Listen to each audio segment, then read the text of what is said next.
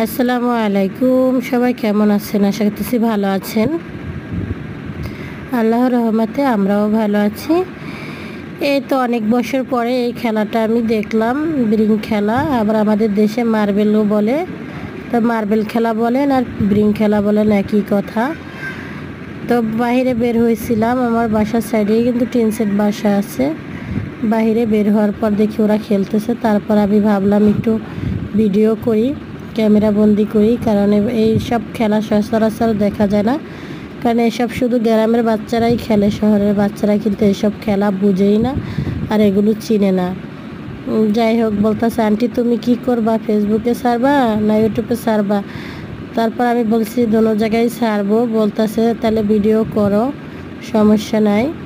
তো ওরা সবাই জানে যে আমি ভিডিও করি, তার জন্য কিন্তু খুব সুন্দর করে খেলতেছে। আর আমারও অনেক ভালো লাগছে, কারণ অনেক বছর পর দেখেছি। এরকম খেলা কিন্তু সচরাচর দেখতে পাওয়া যায় না, কারণ বাচ্চারা এখন আর এসব নিয়ে থাকে না। বাচ্চারা এখন মোবাইলের প্রতি আসক্ত হয়ে থাকে। যাই হোক, খুবই ভালো লাগলো ওদের এগুলো দেখে, আমার অনেক ভালো লেগেছে। দেখা গেছে পড়ালেখার পাশাপাশি একটু বাইরে ঘোরাফেরা করে বা এরকম খেললে কিন্তু বাচ্চাদের শরীর স্বাস্থ্য ভালো থাকে। আর মোবাইল নিয়ে পড়ে থাকলে কিন্তু বাচ্চারা নষ্ট হয়ে যায়, এটা আমাদের বুঝতে হবে। কারণ গ্রামের বাচ্চারা কেন এত ভালো থাকে, কেন এত সুস্থ থাকে, আর শহরের বাচ্চারা কেন এরকম রোগা রোগা থাকে, সেটা আপনারা অবশ্যই বুঝতে পারছেন।